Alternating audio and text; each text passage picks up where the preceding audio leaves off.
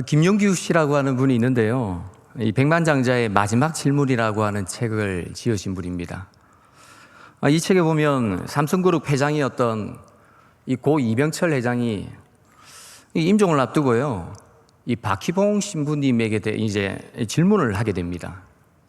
24가지의 질문을 하는데요. 이 철학자 김용규 씨가 철학을 통해 답을 하는 겁니다. 질문들 가운데 신의 존재를 어떻게 증명할 수 있는가? 또 신은 왜 악인을 만들었는가? 여러 가지 질문들을 하게 됩니다.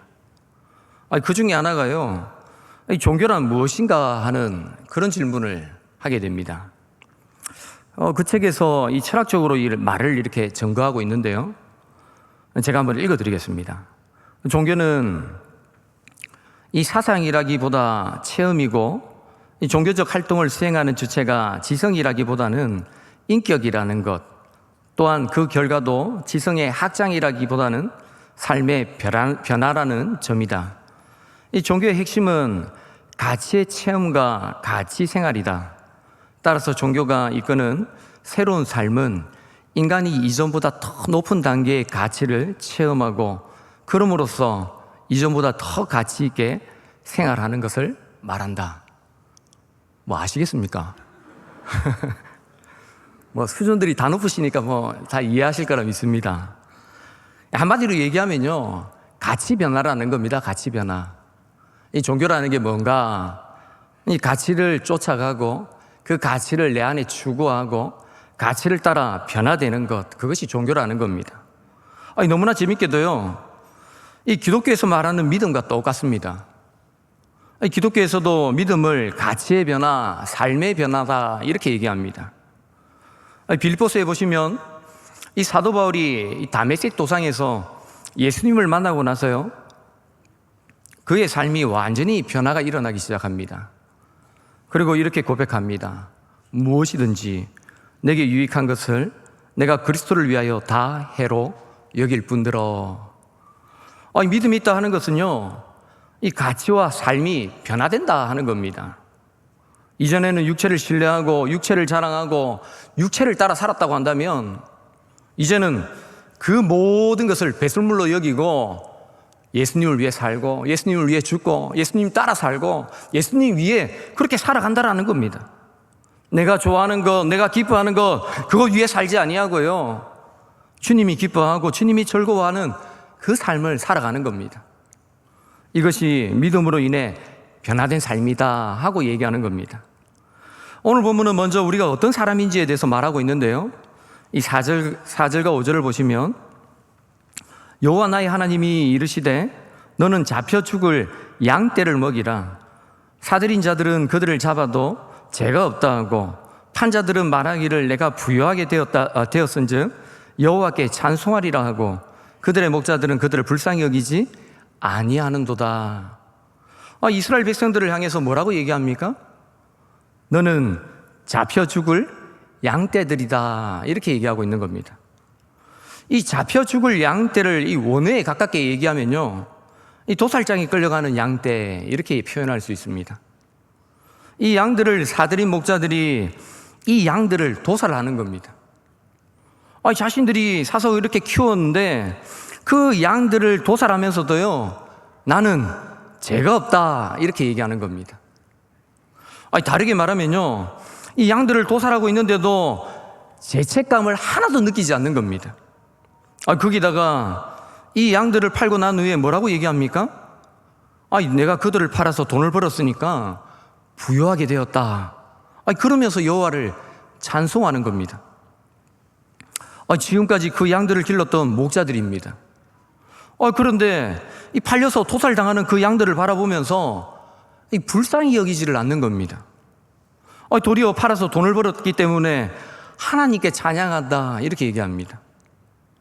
이 양들은 누구도 불쌍히 여기지 않는 그런 양들입니다. 어지간한 사람들이면 이 지금까지 길렀으니까 이 죽는 거 보면서 불쌍히 여길 만도 한데, 어쩌면 마음 아플 만도 한데 그 양을 보면서요, 하나도 마음 아파하지 않는다라는 겁니다. 오히려 죽는 걸 보면서 너무 당연하게 받아들이면서요, 하나님이 나를 부유하게 하셨다. 그렇게 하나님을 찬양하더라는 겁니다. 사랑하는 여러분, 이것이 지난날 여러분과 저의 모습이었습니다. 이 세상을 살아가는 인생들의 본질은요, 도살당할 양과 같은 자들입니다. 우리가 도살당할 때 누구 하나 섭섭해하거나 억울해하거나 불쌍해 여기지 않는 겁니다. 우리가 어머니 모태로부터 태어나면서 이 죄를 물 먹고 마시며 끝없이 죄를 짓는 악한 자들이 저와 여러분들입니다. 이런 인생들에게 하나님이 참 목자이신 예수님을 보내주신 겁니다. 그리고 이 도살당할 양들을 끝까지 포기하지 않으시고 하나님이 이 목자에게 먹이라 이렇게 말씀하시는 겁니다. 사랑하는 여러분, 우리는 도살당할 양들과 같은 자들이었습니다. 아무도 우리가 죽는 거 슬퍼하거나 아파하지 않습니다. 판자도 산자도 목자도 하나도 아쉬워하지 않습니다. 도살당해 죽을 그 양이 저와 여러분이었습니다. 그런 도살당해 죽어 마땅한 저와 여러분들을 위해서 하나님이 참 목자이신 예수님을 보내주셔서 먹이라 말씀하시는 겁니다. 목자가 이 양들을 먹이시는데 이 구체적인 일들이 이렇게 쭉 나오는데요, 우리 7절을 한번 읽어볼까요? 7절 시작.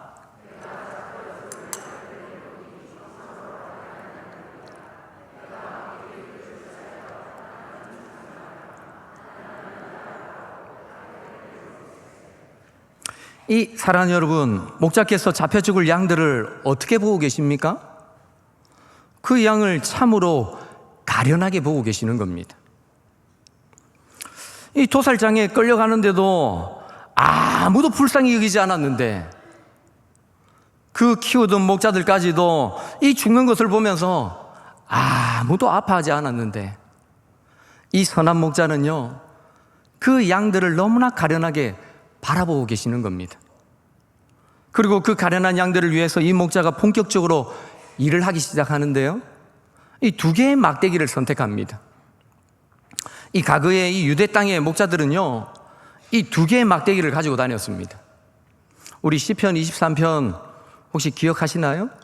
주의 지팡이와 역시 수준이 높으십니다. 주의 지팡이와 막대기가 나를 안위하시나이다 이렇게 얘기했습니다. 첫 번째 막대기는요, 이 맹수들이 쳐들어올 때 양과 자신의 생명을 보호하는 단단한 몽둥이였습니다.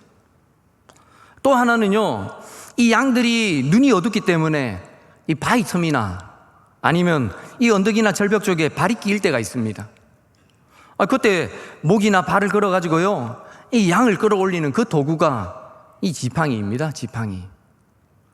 이 당시의 목자들은 이 두 개의 막대기를 가지고 목자의 역할을 했습니다. 하나님께서 이 가련한 양들을 위해서요, 이 목자를 세우셨는데 이 목자는 두 개의 막대기를 가지고 목자 일을 하는 건데, 하고 있는 겁니다. 이 첫 번째 막대기가 뭐라고 되어 있는지 한번 보십시오. 이 첫 번째 막대기가 뭐라고 되어 있습니까? 은총이라 되어 있습니다. 은총. 아무것도 기대할 수 없는 이 죽어 마땅한 그 양들을 위해서요, 이 목자가 은총을 베풀어 주시는 겁니다. 은총. 이 첫 번째 막대기가 그 은총을 얘기하는 겁니다. 무조건적인 하나님의 사랑과 은혜로 그들을 돌봐 주시고 있는 겁니다. 사랑하는 여러분, 그냥 그들이 하는 일에 합당한 대로 갚아주면 그들이 다 어떻게 됩니까? 그들은 다 죽어버립니다. 그들은 심판을 받아 죽게 되는 겁니다. 이들은 전부 다 어떤 양들이죠? 도살당할 양들입니다. 지금 이들은 당장 죽어도 아무도 슬퍼하거나 억울해하거나 아파하지 않는 그런 양들입니다.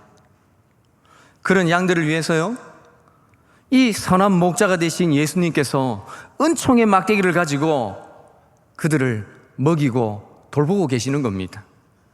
아무도 알면 안 하시네요. 먹이고 돌보고 계시는 겁니다. 예, 아멘입니다. 사랑하는 여러분, 우리가 신앙의 연륜이 더해지면 더해질수록요, 이 과거에 우리가 느꼈던 것보다 하나님의 은혜와 은총의 필요성을 더 많이 느끼게 됩니다. 우리가 처음 주님을 만났을 때보다 이 세월이 흐르면 흐를수록 그 은혜는 더 깊어져 가고 우리가 얼마나 토살당할 양이고 얼마나 강포하고 악한 자인지를 더 깊이 깨닫게 됩니다. 그래서 그 은혜를 알기 때문에 우리의 눈에 눈물이 마를 날이 없습니다. 하나님께서 은총의 막대기를 가지고 나를 대하지 않으시면 살아갈 수 없는 죄인임을 늘 인식하며 살아가는 겁니다.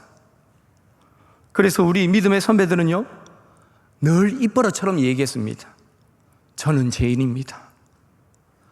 하나님 없이는 살아갈 수 없는 저는 죄인입니다. 늘 주님께 입만 열면 감사했습니다. 이제인 받아주시고, 이제인 아들 삼아주시고, 이제인 자녀 삼아주심에 너무나 감사합니다 하고 입을 열면 감사와 찬양을 했습니다. 하나님께서 소살당할 저와 여러분들을 위해서요, 은총의 막대기로 사랑해 주시는 겁니다. 두 번째는요, 이 연합의 지팡이입니다. 하나님께서 이 양들을 불쌍히 여기시는 이유가 뭡니까? 목자를 세우시고 목자를 통해서 이들에게 끝없이 긍휼과 사랑을 베푸시는 그 이유가 뭡니까? 연합하기 위해서입니다. 연합하기 위해서. 하나님과 우리 사이가 연결되어지는 것, 그것을 위해서 주님이 오신 것입니다. 영어로 유니온이라가 이렇게 뜻하는데요, 이 목자의 섬김을 통해서 하나님과 우리가 연결되어지는 것입니다. 끊어져 있던 하나님과의 관계가 이 목자를 통해 연결되고 연합되어지는 것입니다. 하나님과 우리가 연결된과 동시에 또 이웃들과도 이 연결되고 연합되기 시작합니다. 이 은총으로 양들을 구원해서요, 그냥 하나하나를 두시는 것이 아니라 이 저와 여러분들을 한 공동체로 불러가지고 연합되게 하시고 한몸 되게 하시는 겁니다. 이게 에베소서의 가장 중요한 메시지입니다. 하나님께서 하늘에 있는 것이나 땅에 있는 모든 것을 묶어서 하나 되게 하시는 것입니다. 이 목자가 이 은총을 받은 이 백성들을 묶어서 하나님의 이름으로 일컫는 이 새로운 공동체를 만들어 주시는 겁니다. 그게 뭡니까? 바로 교회입니다. 교회. 목자이신 예수님께서 이 저와 여러분들에게 말할 수 없는 은혜와 은총을 베풀어 주셔서 하나님과 연결되게 하시고 또 이 은총과 은혜를 입은 자들이 연합되어서 한몸 되게 하심으로 주님의 몸된 교회를 이루어가는 것입니다. 우리는 그래서 지체이고요, 우리는 그래서 주님의 몸된 교회인 것입니다. 그런데요, 이 너무나 어리석게도 참 목자를 미워하고 싫어합니다. 이런 하나님을, 이런 목자를 사랑하고 기뻐하고 즐거워하고 그 목자를 위해 살아야 할 텐데 이들이 이 참 목자를 미워하고 싫어하는 겁니다. 우리 8절 하반절과 9절을 보시면요, 이는 내 마음에 그들을 싫어하였고 그들의 마음에도 나를 미워하였습니다. 내가 이르되 내가 너희를 먹이지 아니하리라. 죽는 자는 죽는 대로, 망하는 자는 망하는 대로, 나머지는 서로 살을 먹는 대로 두리라 하고, 이 참목자가 와가지고요, 이 양떼를 먹이고 돌보고 있는데 이 사람들이 목자를 미워하고 싫어하는 겁니다. 너무 어리석지 않습니까? 사랑하는 여러분, 예수님이 저와 여러분들을 위해서 어떻게 하셨습니까? 예수님이 저와 여러분들을 위해서 어떻게 하셨습니까? 우리 예수님께서 저와 여러분들을 위해서 하늘의 영광과 보좌를 다 내려놓고 우리 가운데 오셨습니다. 아무것도 그 영광을 취하지 않으시고 너무나 천한 모습으로 낮고 낮은 이 땅에 사람의 모양으로 이 땅에 오셨습니다. 오셔서도요, 뭔가 남들이 부러워할 만한 그런 삶을 사신 것도 아니고요, 머리 둘 곳 없이 나사렛에 무슨 선한 것이 나겠느냐 이렇게 말씀하시는 그런 삶을 사셨습니다. 그리고 여러분과 저를 위해서 십자가에 달려 돌아가셨습니다. 그런데 놀라운 게 뭡니까? 사람들은요, 하나님이 보내신 그 참목자이신 예수님을 미워하고 싫어하는 겁니다. 우리를 위해 이 땅에 오신 예수님을 미워하고 싫어하는 겁니다. 그 모습을 보자 참 목자가 결심을 합니다. 이제 죽는 자들은 죽는 대로, 망하는 자는 망하는 대로 그냥 내버려 두겠다 하고 결심하는 겁니다. 이 성경에서 가장 무서운 것은요, 하나님의 매를 맞는 것이 아닙니다. 하나님의 가장 무서운 벌은요, 그냥 내버려 두시는 겁니다. 그것을 전문적인 용어로 하면 유기라고 그러는데요, 그냥 내버려 두시는 겁니다. 그 어머니들이 아이들 막 잡을 때 해초리 들고 막 잡지 않습니까? 그런데요, 말해도 안 들으면 어떻게 합니까? 마음대로 살아봐라 하고 그냥 막 냅둡니다. 맞죠? 유기하는 겁니다. 제가 철이 없을 때 하나님이 제 삶에 고난을 주시고 어려움을 주셔서 제가 스스로 감당할 수 없다고 여겨졌을 때 제가 늘 이렇게 불평했습니다. 하나님, 저 좀 내버려 두십시오. 제가 원하는 대로 좀 살게 좀 내버려 두십시오. 그렇게 말했습니다. 그런데 지금 와서 생각해 보면요, 그 말이 얼마나 무서운 말인지 모릅니다.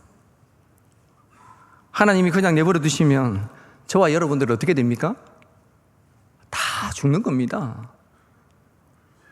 사랑하는 여러분, 이 10절과 11절을 보시면 선한 목자를 미워하고 싫어하는 이 백성들을 두 가지를 하시는데요, 이 10절에 이에 은총이라 하는 막대기를 취하여 꺾었으니 이는 모든 백성들과 세운 언약을 피하려 하여입니다.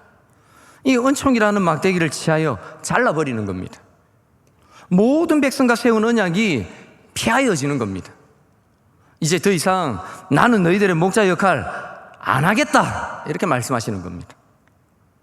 그 은혜의 자리 안으로 돌아올 수 없는 그 언약의 파괴가 지금 일어나고 있는 겁니다.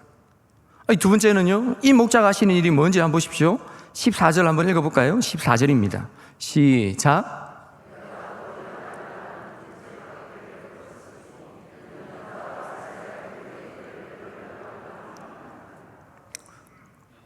이 두 번째 막대기도 끊어버립니다. 이 하나님과 우리의 관계, 그 연합이 지금 끊어지고 있는 겁니다. 사랑하는 여러분, 여러분이 이런 본문을 대할 때 하나님이 너무하신 거 아닌가? 아니, 하나님이 너무 지나친 거 아닌가 하는 그런 마음 가질지 모르겠습니다. 어떤 분들은 보면 이 구약보다 신약을 더 좋아하는 분들을 보게 됩니다. 신약의 하나님은 그래 사랑인데, 구약만 열면 막 전부 다 심판이고, 하나님 우리 미워하시나? 뭐 읽기를 불편하시는 분들을 보게 됩니다. 그런데요, 그건 정말 성경을 모르고 하시는 말씀입니다. 왜 그렇습니까? 12절을 보시면요, 내가 그들에게 이르되 너희가 좋게 여기거든 내 품삯을 내게 주고 그렇지 아니하거든 그만두라. 그들이 곧 은 30개를 달아서 내 품삯을 삼은지라. 이 본문에 품삯이라는 말이 나오는데요, 이 품삯은 일한 것에 대한 싹, 일한 것에 대한 보수, 일한 것에 대한 임금, 이런 뜻을 가지고 있습니다. 하나님이 사람들에게 말씀하시는데요, 내가 일한 것, 나의 수고한 것, 나의 희생의 대가를 한번 줘봐라, 먹여봐라, 이렇게 말씀하시는 겁니다. 목자가 하신 그 모든 일에 대해 너희들이 어떻게 생각하는지 한번 평가해봐라, 그들에게 요구하시는 겁니다. 그러니까 그들이 목자가 한 일에 대해 얼마를 먹이고 있는지 한번 보십시오. 얼마를 먹이고 있죠? 은 30을 주고 있는 겁니다. 출애굽기 21장에 보면요, 거기에 이런 구절이 나옵니다. 출애굽기 21장 32절에 보시면 소가 만일 남종이나 여종을 받으면 그 소의 인자가 은 30세겔을 그의 상전에게 줄 것이요. 사랑하는 여러분, 은 30개를 줬다는 말이 무슨 뜻이죠? 소에 치여서 죽은 종의 몸값이 은 30개입니다. 이 선한 목자가 이 땅에 오셔서 도살당해 죽을 그 양들을 위해 수고의 희생의 삶을 사셨는데 그 선한 목자의 모든 한 일에 대해서 사람들의 반응이 뭐라고요? 은 30개라는 겁니다. 하나님의 아들이신 예수님께서 존귀와 영광을 다 내려놓고 낮고 낮은 이 땅에 도살당할 양을 위해 오셨는데 사람들이 그 일을 바라보면서 평가하기를 소에 치여서 죽은 종 하나 정도로 생각하더라는 겁니다. 은 30입니다. 은 30. 하지만 하나님은요, 그 목자가 한 일에 대해서 완전히 다른 평가를 하고 계십니다. 13절을 한번 읽어볼까요? 13절 시작.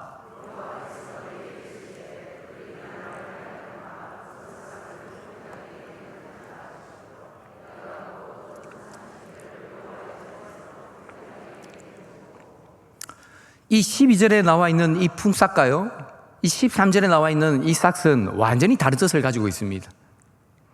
이 한글에는 그냥 똑같아 보이지만 이 원어를 보면요, 완전히 다른 단어입니다. 이 12절에 나와 있는 이 품삯이라고 하는 이 단어는요, 금방도 얘기했듯이 임금, 보수 뭐 이런 뜻이지만 이 13절에 나와 있는 이 싹이라고 하는 이 단어는요, 보석같이 고가의 물건의 가치를 먹일 때 쓰이는 그런 단어입니다.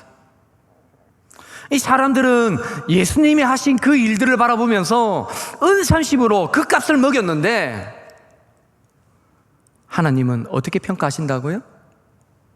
하나님은 예수님이 하신 그 일의 싹을 금과 보석으로 평가하시는 겁니다. 목자가 하신 그 십자가의 사건을 보석같이 아주 가치롭고 보배롭게 보고 계시는 겁니다. 하나님은 그 은 30개를 어떻게 하고 계시죠? 토기장이에게 던져버립니다. 여러분, 이 사건은요, 이 마태복음 27장에 그대로 나타납니다. 이 가룟 유다가 예수님을 팔 때 은 30에 팔아버립니다. 이 가룟 유다가 자신의 죄를 깨닫고 후회하면서요, 이 은 30을 제사장들과 이 종교 지도자들에게 돌려주려고 하니까요, 이 제사장들과 종교 지도자들이 받지를 않습니다. 그래서 은 30을 그냥 성전에 던져놓고 돌아갑니다. 그러니까 이 제사장들과 종교 지도자들이 저것은 핏값이니까 이 성전고에 넣으면 안 된다, 그러면서 그 돈을 가지고 토기장의 밭을 사서 나그네의 무덤으로 삼습니다. 그것이 마태복음 27장의 내용입니다. 이 사람들은 이 세상에 예수님이 오셨을 때요, 그 예수님의 오심의 그 결과를 은 30 정도로 보고 있는 겁니다. 소에 치여 죽은 종 하나 정도, 그 정도로 보고 있는 겁니다. 사랑하는 여러분, 여러분은 목자가 하신 일에 대해 얼마의 품삯을 주고 계십니까? 여러분의 전인격과 여러분의 모든 마음을 들어서 이 주님을 사랑하고 여러분의 생명과 여러분의 모든 것을 들여서 아깝지 않을 만큼 여러분이 주님이 하신 일들을 그렇게 평가하고 계십니까? 아니면 은 30을 던져주고 있습니까? 마치 아르바이트생을 쓰는 것처럼 언제든지 필요하면 데려다 쓰지만 언제든지 필요 없을 때 집어 던지는 그런 식으로 주님이 하신 일들을 바라보고 살고 있지는 않습니까? 여러분의 삶의 구체적인 자리에서 예수님과 예수님이 하신 일 때문에 여러분의 모든 것을 다 잃어도 괜찮을 만큼 그렇게 사셔야 합니다. 적지 않은 성도들이요, 주님을 향해서 은 30을 던지며 살아가려고 합니다. 시간 나면 기도 한번 해보고요, 시간 나면 성경 한번 읽어드립니다. 주일날 예배 한번 오면요, 왠지 모르게 뭔가 할 일을 다 한 것처럼 그렇게 신앙생활 하려고 합니다. 제가 뭐 얼굴이 동안이지만 제가 어릴 때만 해도요, 기도하면 산기도, 밤기도, 철야기도 이게 그냥 기도의 대명사였습니다. 그런데 요즘은 기도하지 않습니다. 아니, 기도 그거 몰아가지고요. 뭐 하는지 아십니까? 식사 때 다 하려고 합니다. 식사 기도가 왜 이렇게 긴지 모르겠습니다. 그때 다 하려고 합니다. 기도하러 오라면 기도하지 않습니다. 아무도 기도 안 합니다. 더 이상 이제 이런 거 하고 싶지를 않는 겁니다. 아니, 찬송가 442장에 보면 이 저장미꽃 위에 이슬이라고 하는 찬양의 그 가사를 보면요, 아니, 밤 깊도록 동산 안에 주와 함께 있으려 하나, 이렇게 얘기합니다. 그런데 왜 밤이 맞도록 주님과 함께 있으려 하는지 모르는 겁니다. 사랑하는 여러분, 주님이 하신 일이 너무나 놀랐고 겁나 놀랐기 때문에 내 모든 것을 다 드리고 내 모든 것을 다 해서 주님을 섬기고 싶은데, 그래서 늘 주님과 함께 하고 싶은데 그것 모르는 겁니다. 주님이 우리를 위해서 하신 그 일이 얼마나 가치로운지를 알기 때문에 우리의 모든 삶을 드리고 싶은 그 마음의 중심을 사람들이 모르는 겁니다. 주의 그 크신 십자가의 은혜를 알기 때문에 모든 것을 다 잃어도 주를 위해 살고 싶어 하는 그 마음, 사람들이 다 잊어버린 겁니다. 사랑하는 여러분, 단순히 하나님의 은혜가요, 내 입에 붙어 있는 정도가 아니라 그냥 입술로 고백하는 그 정도가 아닌가요? 아니라요. 진짜 그 은혜를 아는 사람들처럼 그렇게 사셔야 합니다. 아무도 아멘 안 하시네요. 2001년에 서울 홍제동 화재 사건이 일어났습니다. 그날 이 오인 신고를 받고 이 출동했던 소방관들이 이 오인 신고라는 것을 알고 다시 소방서로 복귀하는 그 중간에요, 화재를 접하게 된 겁니다. 그 화재를 접하고 현장으로 뛰어들게 된 겁니다. 그런데 그 화재 현장에 가보니까 이 불법 주정차 때문에 이 소방차가 접근하지 못하고, 그래서 그 먼 거리에서 이 소방 장비를 들쳐매고 현장으로 진입하게 됩니다. 이 소방관들이 현장에 도착했을 때에는 불길이 최고조에 달한 상태였습니다. 급하게 화재를 진압하고 있는데 갑자기 집주인 아주머니가 아들이 집안에 있다고 살려달라고 아우성치는 겁니다. 아니, 불이 최고조에 있기 때문에 그곳에 들어가면 정말 위험할 줄 알면서도 불구하고 그 아주머니의 그 요구를 모른 채 할 수 없어가지고 어쩔 수 없이 이 방화복을 잊지 못하고 방수복 하나 딱 입고 불길 속에 뛰어들게 된 겁니다. 집안을 아무리 살펴보아도요, 주인집 아들이 발견되지를 않는 겁니다. 그래서 이제 안 되겠다 하고 나오려고 하는데 앞에서 주인 아주머니가 외치는 겁니다.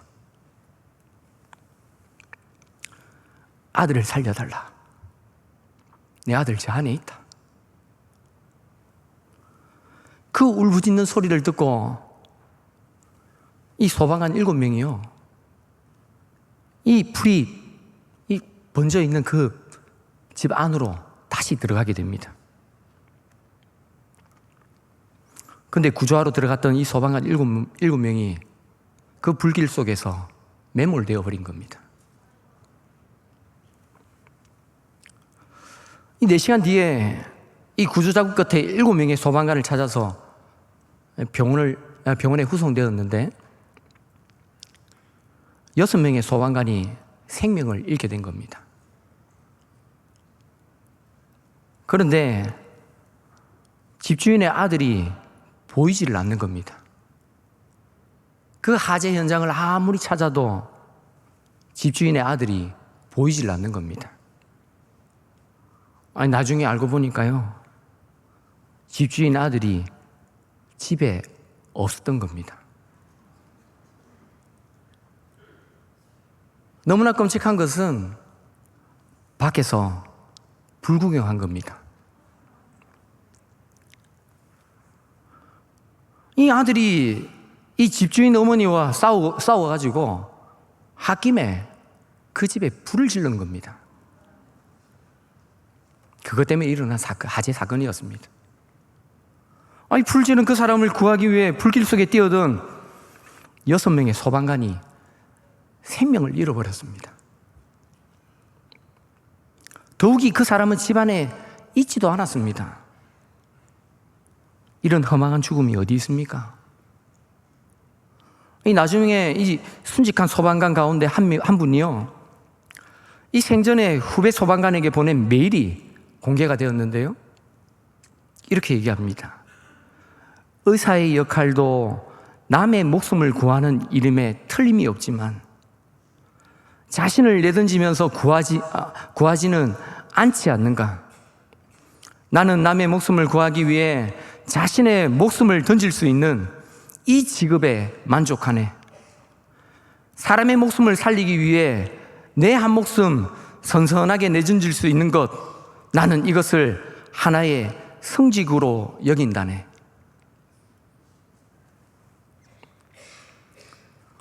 아니, 이렇게 얘기했던 이 소방관이 그 사명감으로 불길 속으로 들어가가지고 결국 이 죽음으로 녹게 된 겁니다. 사랑하는 여러분, 그런데 한 가지 궁금한 것이 있습니다. 이미 20년이 지났지만 그 불질른 사람 지금 어떻게 살고 있겠습니까? 자기를 구하러 불길 속에 뛰어든 이 6명의 소방관이 이 생명을 잃었는데 그 불지른 사람 어떤 마음으로 살아가고 있겠습니까? 물론 그 사람은 구조를 받은 건 아니지만 자기를 살리기 위해 들어간 이 6명의 소방관이 목숨을 잃었습니다. 그렇다면 20년 동안 어떻게 살아야 합니까? 6명의 생명의 값을 하며 그렇게 살았을까? 그 희생의 값을 치르며 그렇게 살았을까? 나 때문에 희생한 6명의 그 소방관을 기억하면서 의미 있게 살아가고 있을까? 사랑하는 여러분, 여러분은 어떻게 살고 계십니까? 나를 위해 하늘의 아들인, 하나님의 아들인 예수 그리스도께서 자신의 생명을 희생함으로 피 흘리고 살이 찢김으로 말미암아 우리를 살려주셨는데 여러분 평생을 어떻게 살아가고 계십니까? 어떤 마음으로 살아가고 계십니까? 도살당해 죽을 저와 여러분들을 위해서 하나님의 하나밖에 없는 아들이 살을 찢으시고 피를 흘려주셨는데 여러분은 어떻게 살고 계십니까?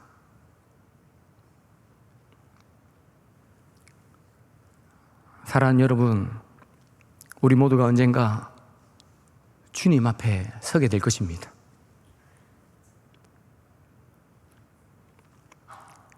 언젠가 다시 오시겠다 하신 주님께서 이 땅에 오실 것입니다. 그 주님 앞에 서게 될 때 여러분 부끄럽지 않도록, 정말 부끄럽지 않도록 그렇게 사시길 바랍니다. 그래서 내 인생 전부를 드린다 할지라도 아까워하지 않고 하나님 한 분을 위해서 내 목숨 바쳐, 내 생명 바쳐, 내 모든 것을 바쳐 살아가시는 저와 여러분들이 다 되시기를 바랍니다.